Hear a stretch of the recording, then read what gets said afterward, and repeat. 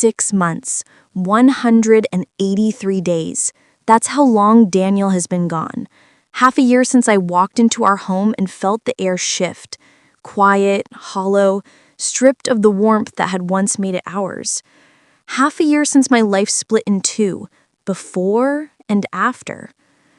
No note, no argument, no warning, just absence. Complete, frightening, surgical absence. My name is Maya, and I am losing my grip on reality, trying to understand how the man I married could vanish so completely, so deliberately, without ever once looking back. The moment everything changed. It started with something so small, so stupid, I didn't even think twice about it. I'd left my laptop unlocked on the dining table while I went to answer the door. A package delivery I barely remember signing for. When I walked back in, Daniel was standing in front of the screen, one hand braced against the table, his eyes scanning something with a stillness that froze me where I stood. His expression was blank, and Daniel's face was never blank. He felt everything deeply. Joy, frustration, excitement, always visible, always readable. "Danny?" I asked carefully. "What's wrong?" He didn't answer. He didn't even blink. He simply closed the laptop, slowly, precisely, like he was sealing something inside it. Then he turned and walked upstairs, and I felt it. Something breaking. A quiet, clean snap of a life about to come undone. I followed him, calling his name. No response. I heard drawers opening, the closet door sliding. When I reached the bedroom, he was packing. Calm, methodical, unhurried. A suitcase on the bed. Only essentials. Nothing sentimental. Nothing we'd chosen together. "Daniel, what are you doing?" Silence. "What happened? Tell me, please." Nothing. He kept folding, arranging, pulling his life out of mine with terrifying precision. "Daniel," I whispered, voice cracking, "what did you see?" He paused, looked at me, and for the first time in our marriage, there was nothing behind his eyes. Not anger, not sadness, not love. Just distance. He said, "Everything," softly, and resumed packing. My stomach twisted into knots as realization dawned. The messages, the photos, the months of conversations between me and Ethan, my coworker, conversations I should never have started, messages I should never have replied to, a boundary I should never have crossed. But I had left my email open, and Daniel had seen everything. "Daniel, I can—" No. Not loud, not sharp, just final. No yelling, no accusations, no desperation.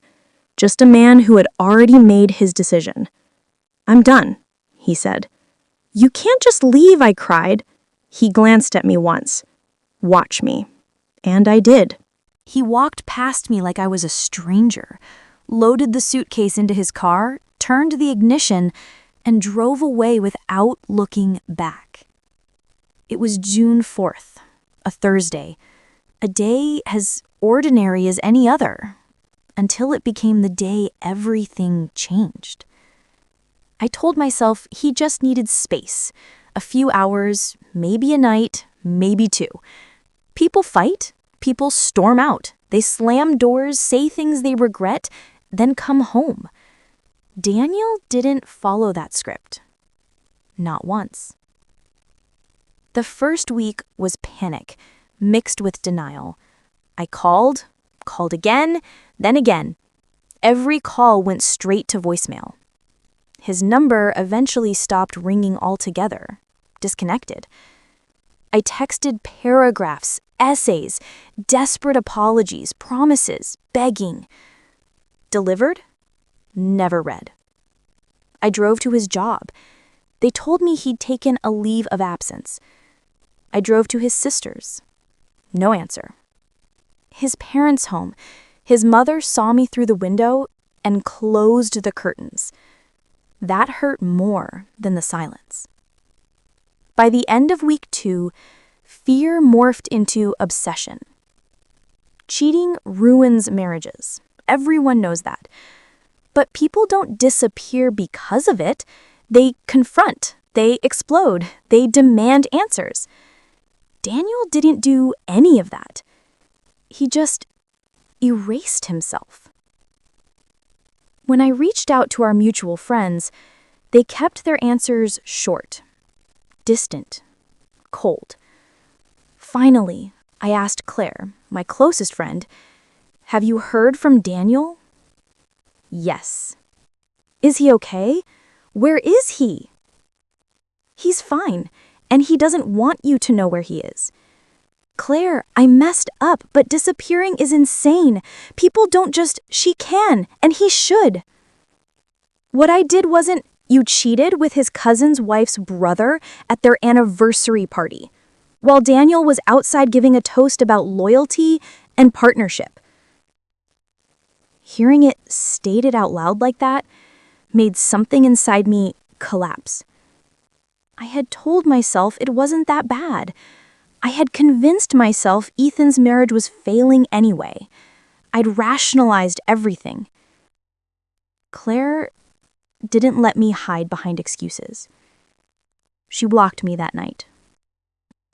One by one, every friend followed.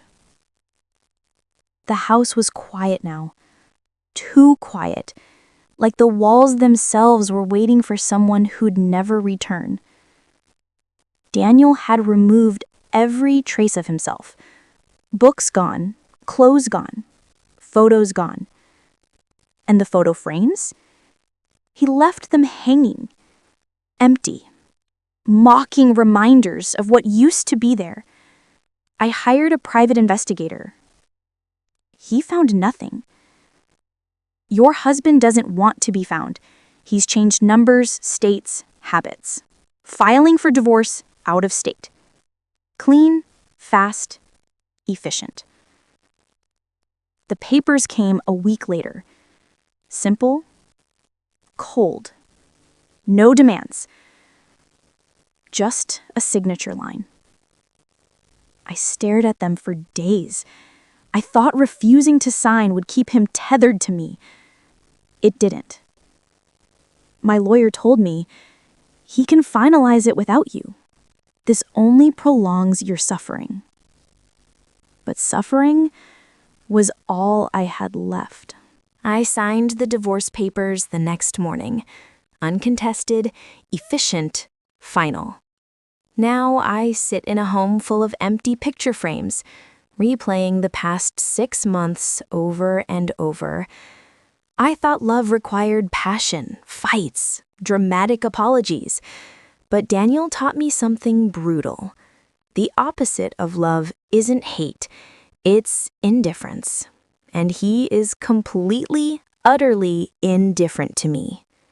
My therapist says I'm grieving the story I imagined, not the man I lost. She's right.